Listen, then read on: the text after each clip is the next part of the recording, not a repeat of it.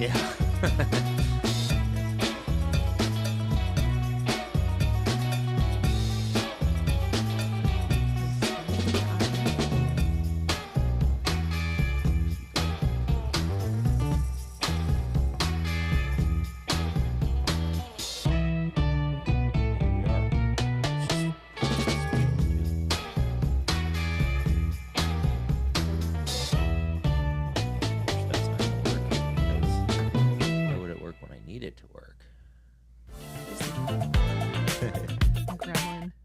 Hey, welcome everybody to the Guys Drinking Tea podcast, which is becoming increasingly a problem.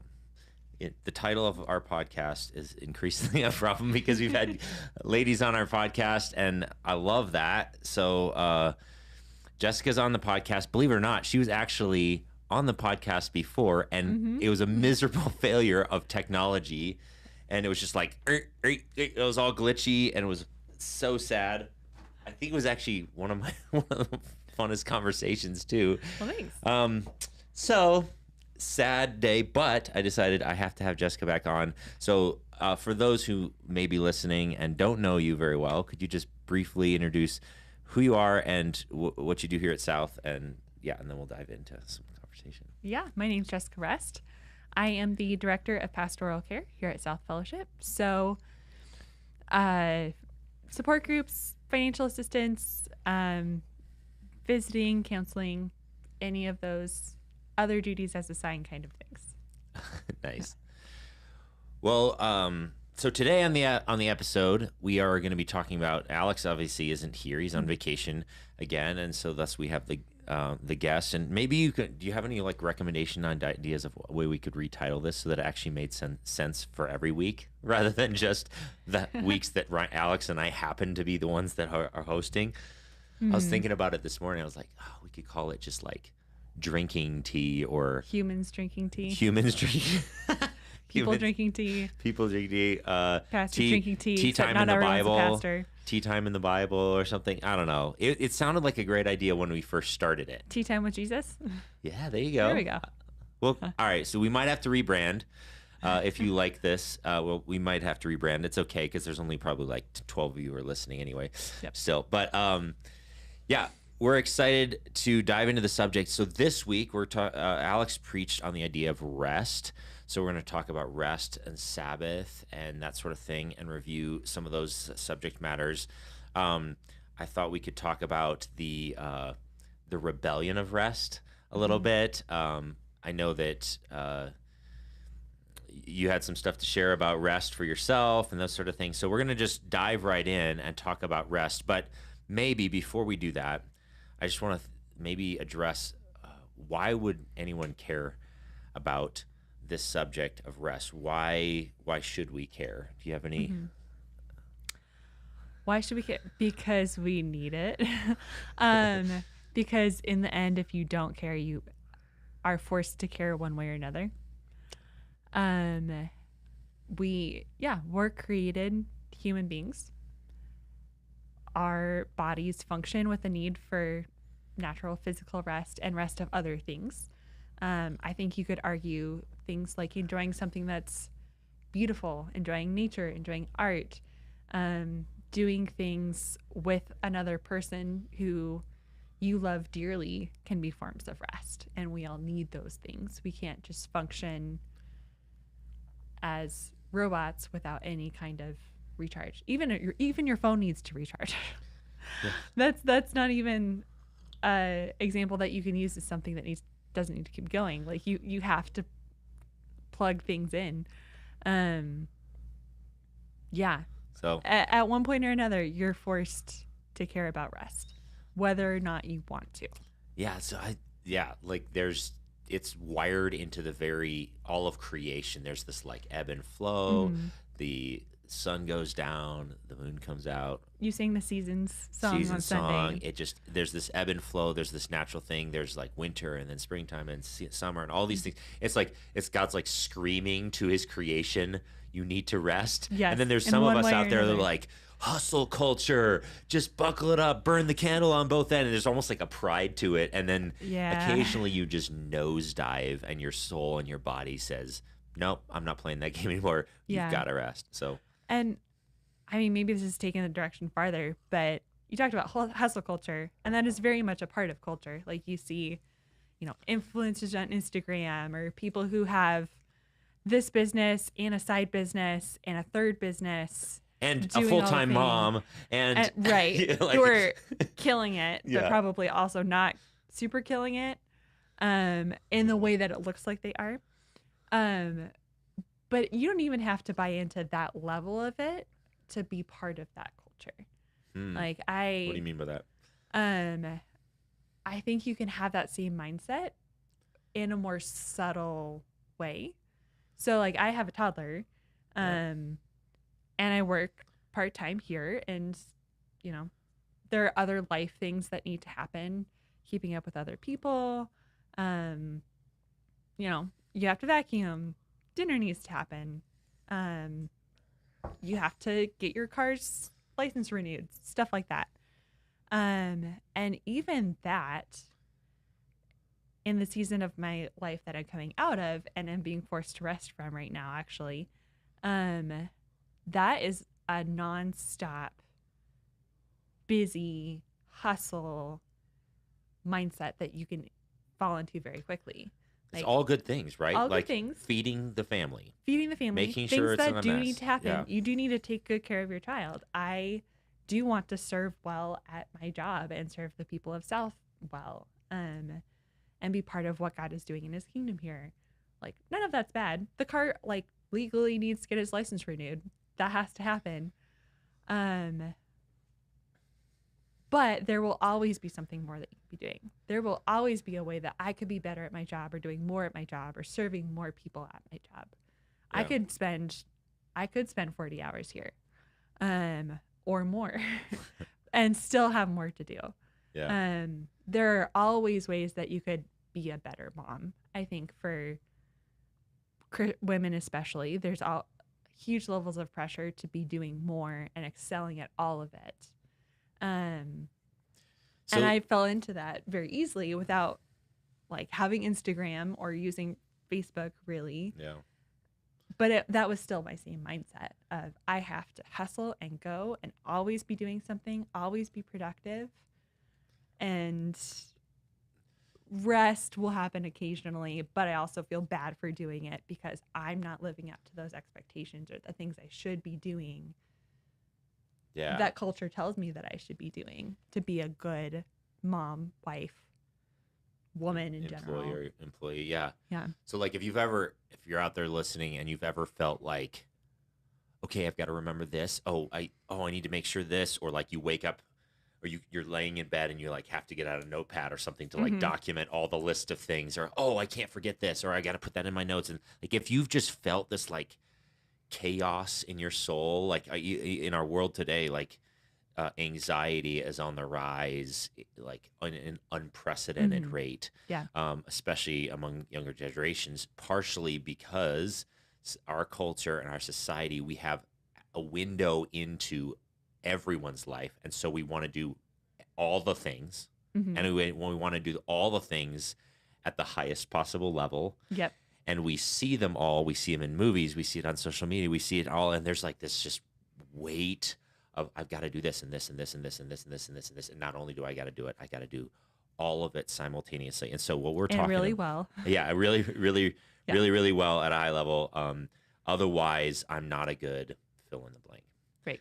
So that's the problem. That's the challenge that our souls are facing in the world today. And I'm sure that that Sabbath in other ways was a challenge in history and stuff.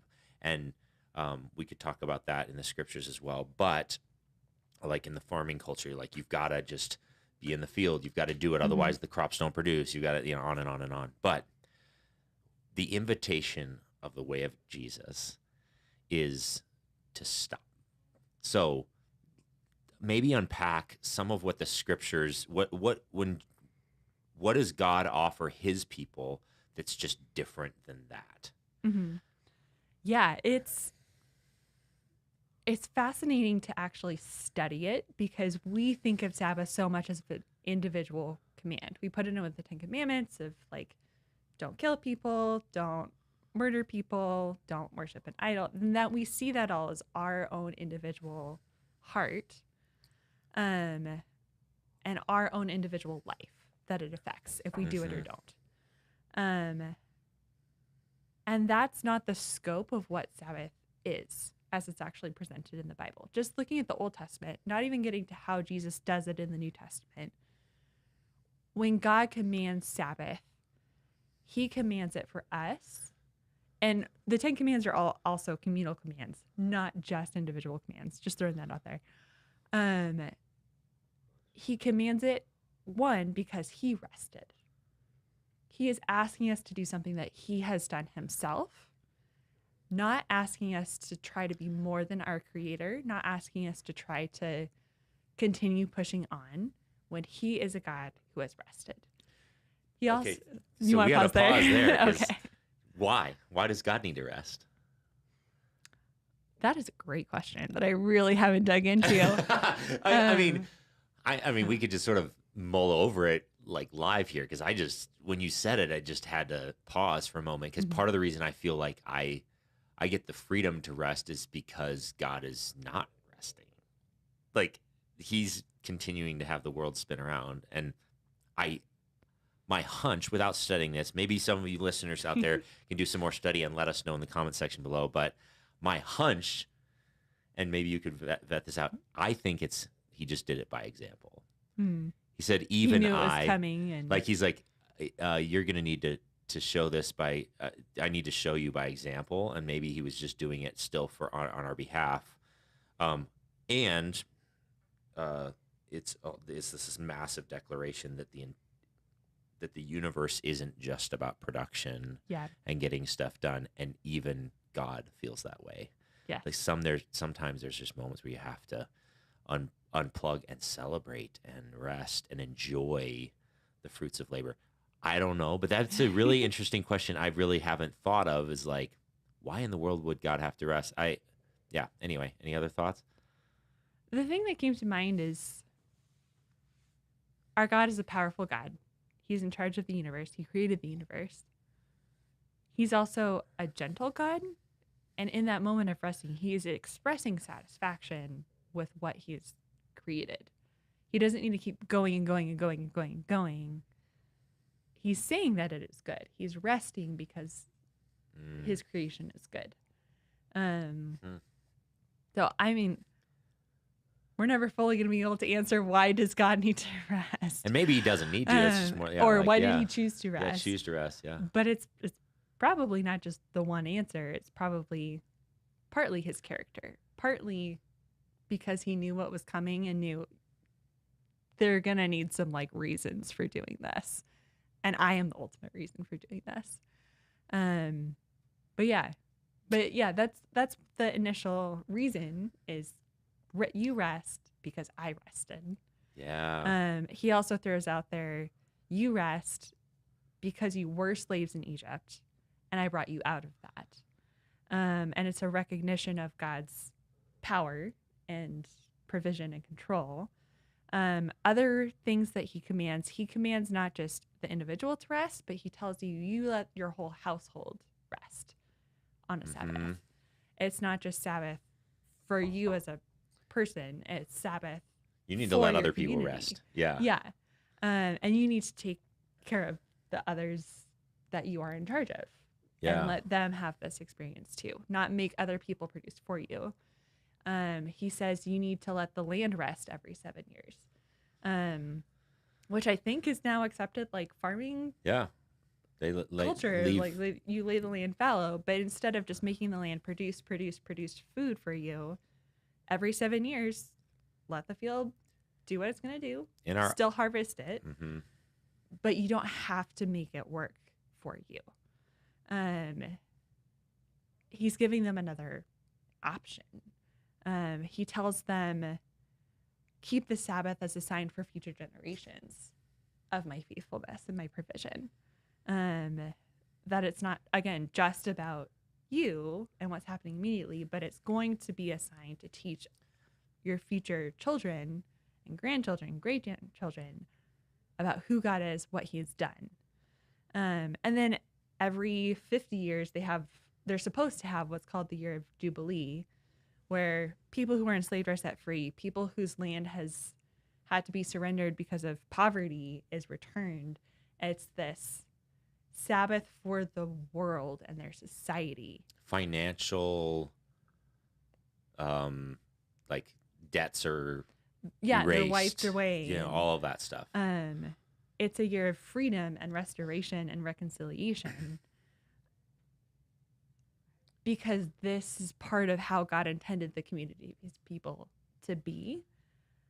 And every 50 years, they're supposed to, 7 Sabbath years pass. And every 50 years, they're supposed to give, their society a Sabbath rest from striving from each other and all of those things. One of the travesties of the Old Testament is there's not really any evidence that they ever practiced that particular command. Or that they really did any of it.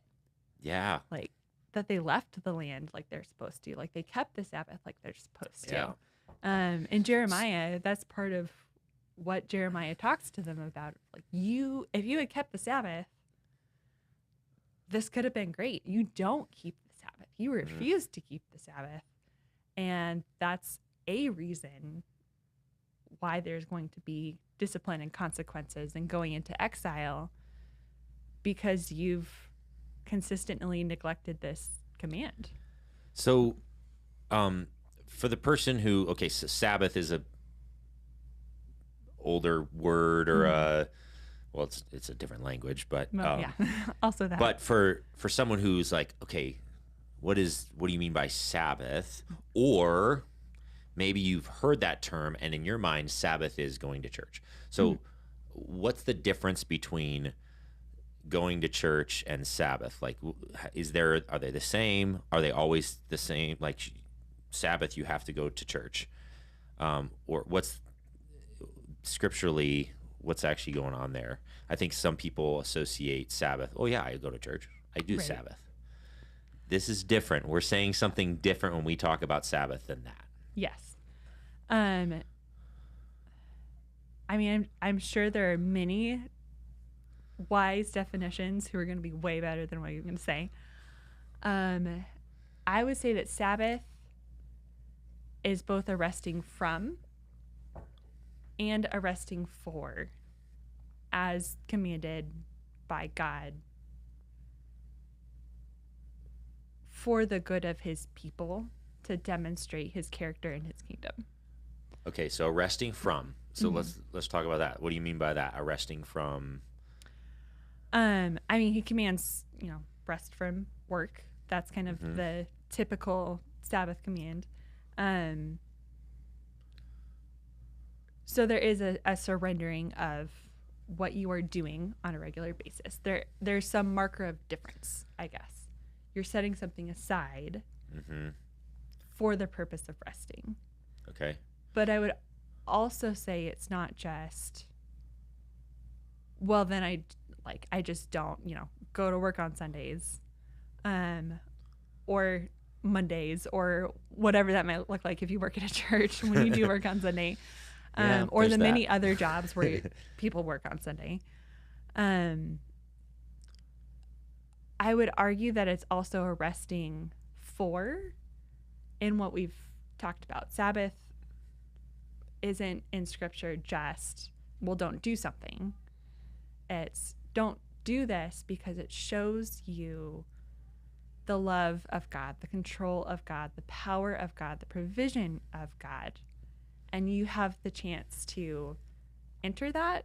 You have the chance to demonstrate trust in that. Alex was talking about, like, your people can be without you for an hour. You can be without your own voice for 2 minutes. Yeah.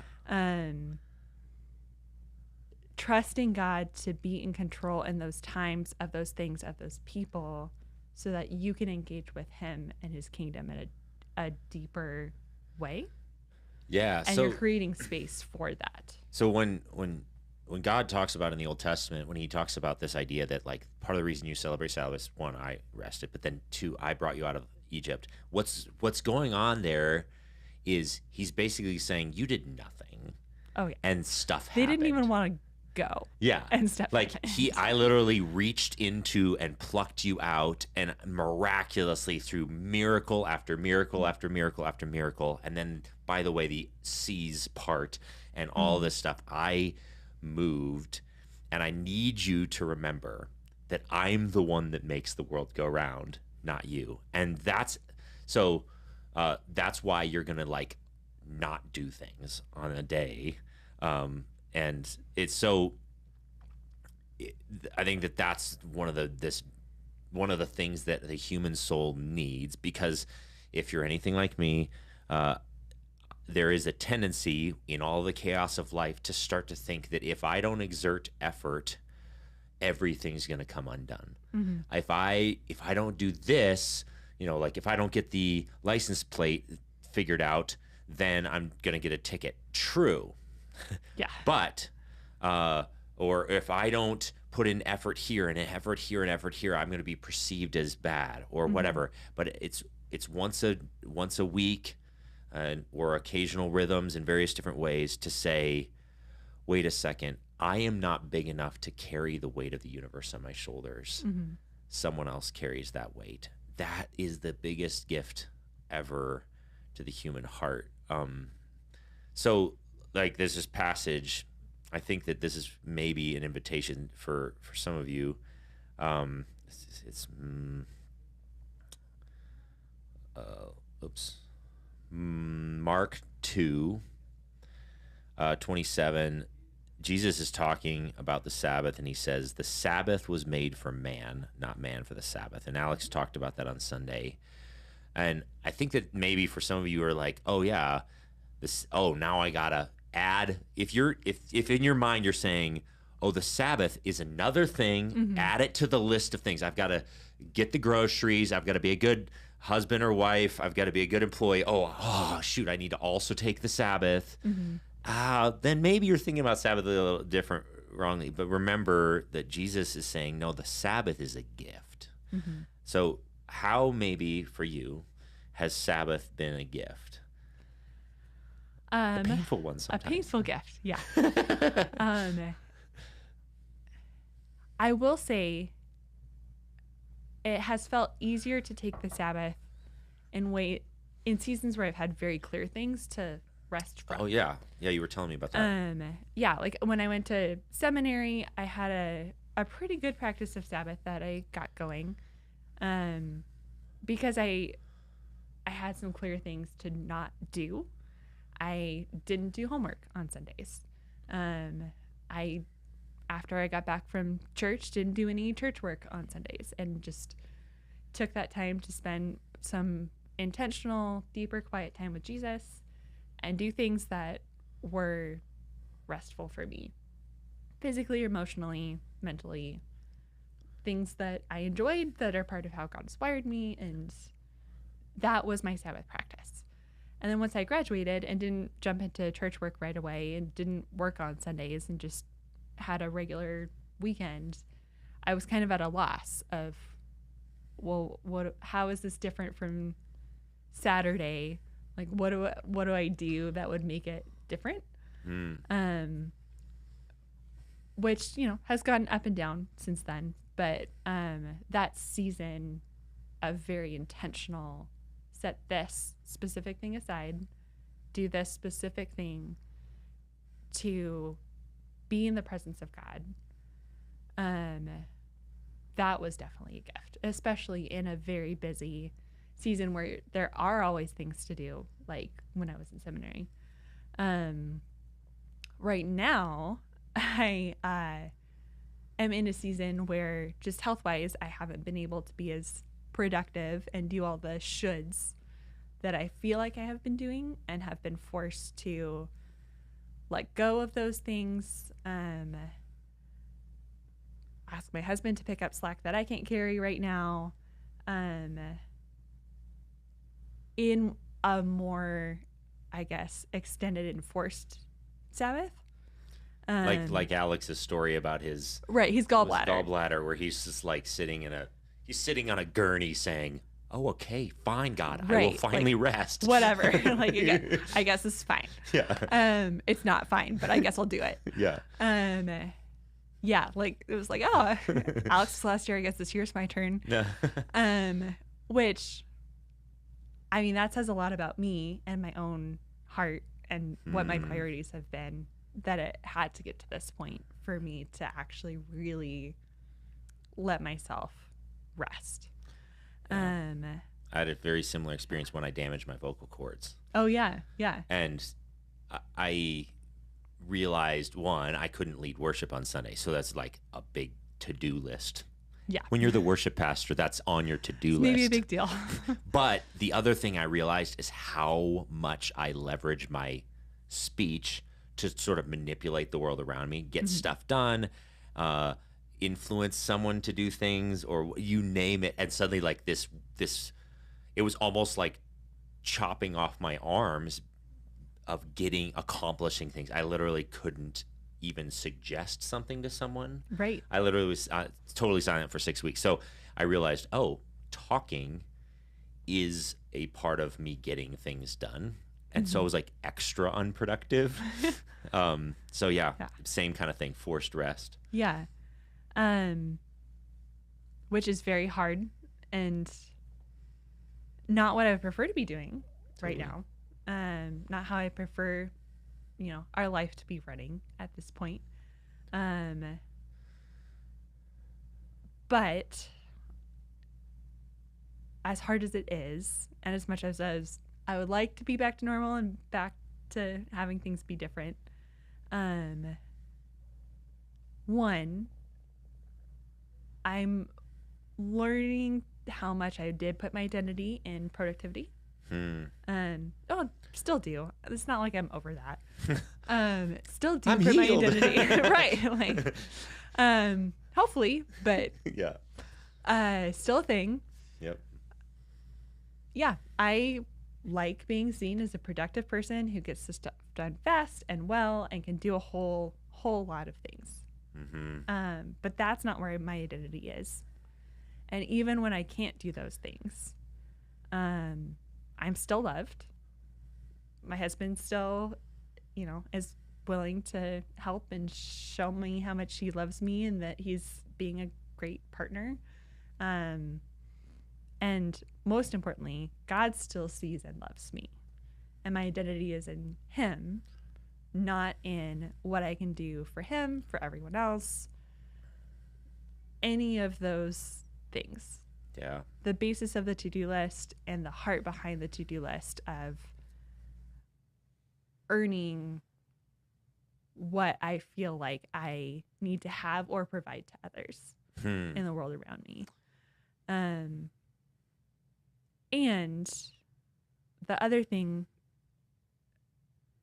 the other day I got a nudge, I'm going to say from the Holy Spirit, just thinking about this season, the super productive season before, and all that I was pouring into that, and what I kind of want going forward.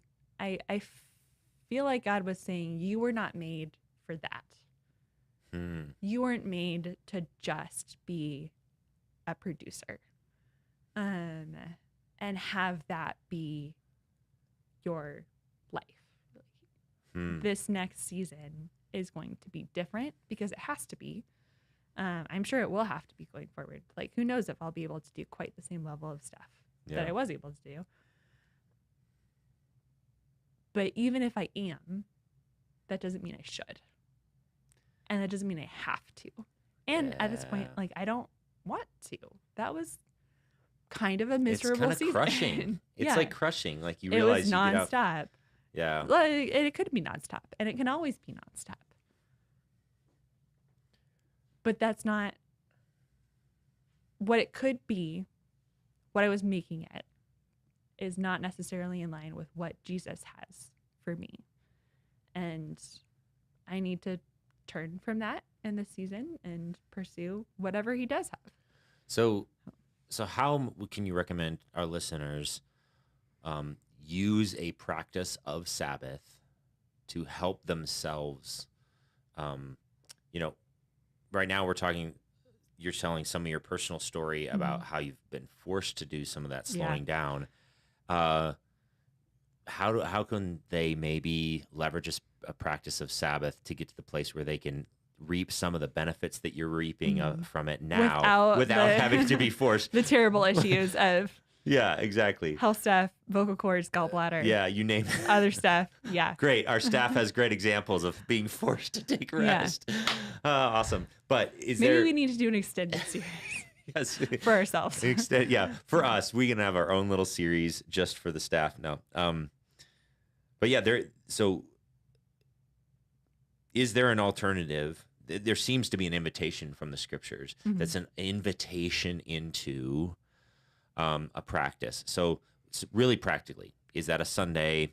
What's that look like? Could you maybe paint some pictures of like how someone could use a practice like this to get to those benefits without having to be injured or medical thing or whatever? I mean, there's a lot of ways that you could start practicing the Sabbath. I think one of the easiest ways is to pick a day. It might be Sunday or Saturday, or if you work on the weekend, like you would probably need to find a different day. It doesn't even have to be a full day. Like if you're a stay-at-home parent and your kid has a swim class or something for 2 hours on a Wednesday afternoon, like you could take some of that time and use it for Sabbath. And that's okay. God is so much more about the heart of our obedience than like it has to be a 24-hour day or else you failed and didn't do it enough. That like that's great to him that you're trying and giving the little sliver of what you have. And I do think knowing what you're resting from is helpful, even if it's just like, I'm not going to do any laundry. I'm going to turn my email notifications off for this hour or this afternoon. I'm going to meal prep beforehand the day before because dinner is work to me, or trying to find everyone in my household food is work to me. And that way I don't have to take on that work when I am trying to Sabbath. It's just done. Or we order pizza or whatever. Yeah. Like figure out what those things are that are work that you do need to set aside for a short amount of time. And then think through, what does it look like Alex said, for you to rest in general, but also for you to rest with God. How are you not just going to have a time to relax? Yes, but I think have that's God so important. be part of it. That could, like, you're going to read a little extended time of scripture. You have a prayer that you're going to go through. You have specific people you're going to pray through during your Sabbath. Yeah, and there's a difference between doing a Netflix binging session where you watch an entire season of a show. By the way, if you've ever done that, have you ever left that feeling really, really rested and satisfied to the soul? If you have, how? Because I've done it. Confession, I've done the binging episode thing one after another. It is not Sabbath. So there's a kind of rest of vegging, or there's a kind of unengaged rest where I get to do whatever it is that I really want to do. That's not entirely what this is. So what Jessica's talking about here is like, okay, there's a different kind of thing, whether it's taking a walk or having a great conversation with your spouse, or setting aside some time to pray. What is it that actually awakens your soul so that at the end of that thing, you're like, I am more alive now than I was before I took rest. So And that's probably slightly different for different people depending on how you're wired and that sort of thing. Yeah. So, and life circumstances and yeah. So for me, one of the big ones is disc golf. Like I've talked about that in the past, but it's part of the point of disc golf is it's a massive waste of time. And so when I'm out on the disc golf course, no one cares.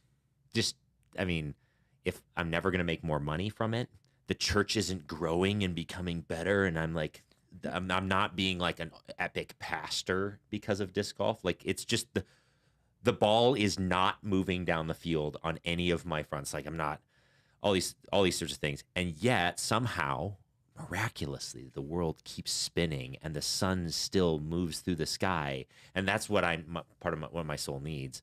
And I tend to do a lot of praying on the disc golf course where I'm like, I'll get angry at a shot and I'm like, Jesus, what's going on there? Like, why do I care about this? And so it's become this thing. It's an environment that helps me Sabbath.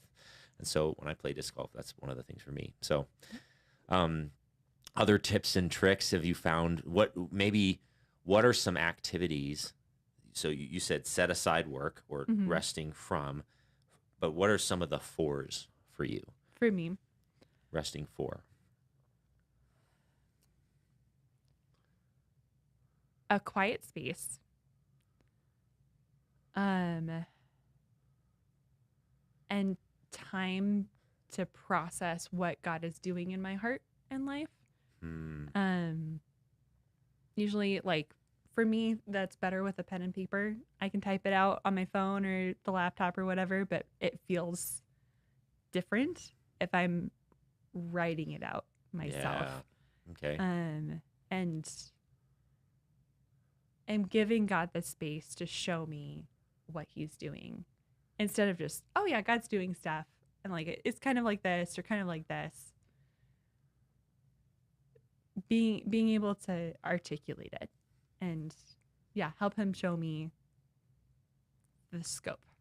Yeah. Even if it's just a small scope, the scope of what he's doing. Love that. So like Dallas Willard talks about how like the soul is the quietest member of the self. Mm-hmm. And so part of Sabbath is shutting down some of the other parts of yourself enough to say, hey, soul, what's actually going on? Now the soul is like also the like governing center. It's the one that like has the best pulse on your overall wholeness and health. Mm-hmm. But it's like it's not going to get up and scream at you. And so like journaling, I love that. Mm-hmm. It's an opportunity to be intentional and actually listen to the Spirit of God and to your own soul and say, how am I actually? Yeah. That's awesome. And just to piggyback off that, if you're looking for something to do on a Sabbath, pick something that's a little slower paced that might help you engage in that way. Like go on a walk, bake some bread or something that you don't have to whip up. Like it's going to take you a little bit of time to get into maybe that. Gardening or like it's not like thou shalt not do anything with thine hands, right? Necessarily, like maybe some of the Pharisees and Sadducees thought, right. But it is like allowing some space. Yeah. If you're looking for something to do, try something out that will make you slow down a little bit and give you that space to think. Yeah. A couple other thoughts. We've gone for a little bit. We're going to wrap it up here in just a moment, but I wanted to talk about some resources that if you're really wanting to dig into this idea of Sabbath more and you're feeling bold, you can look to a guy named Walter Brueggemann. Mm-hmm. He's done some incredible material on Sabbath. There's like this 4-hour lecture he did for a church on Sabbath. He's such a goofy character, but also a brilliant Old Testament scholar. And one of his focuses over the years has been on Sabbath and the nature of the Sabbath. It's this like really grainy video on YouTube. It's kind of hard to listen to. And I listened to all 4 hours because it was just so rich, so rich. But one of the ideas that he talks about is that the Sabbath is almost like this war cry. Not a war cry. Would be a better term for it. It's like it's a rebellion.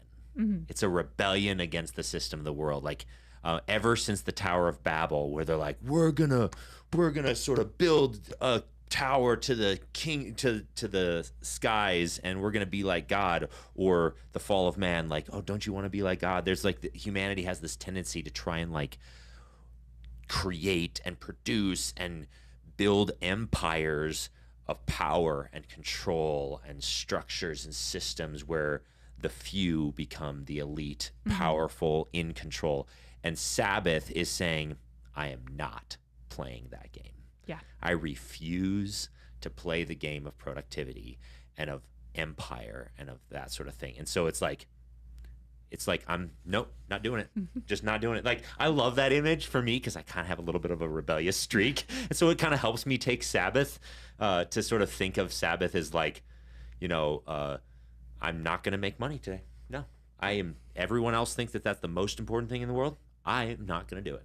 So, or whatever it may be. Any other thoughts on that front from you, or about I don't know, just Sabbath like as resistance and upending our whole like approach to the social world around us after we've already gone over? Probably not. All right, fair enough. Any other final thoughts just about Sabbath in general? I'm sure there are a lot more final thoughts about Sabbath that will come later. Sounds good. Yeah. Well, thank you all for tuning in. If you have questions about this, if you found ways that have been helpful for you to take Sabbath, then let us know in the comment section, that sort of thing. If we're supposed to say all the things like and subscribe and give us a review on podcast on your podcast service. That really helps us get this word out. And I would challenge you to try and find a way to disconnect from the expectations of the world around you and practice some Sabbath. And then afterwards just say, all right, Lord, how did that go? Was that good for my soul? And my suspicion is, like Jesus said, you'll find out that God made this beautiful thing for you and that it's a gift. So thanks for tuning in. Thanks. We'll catch you all later.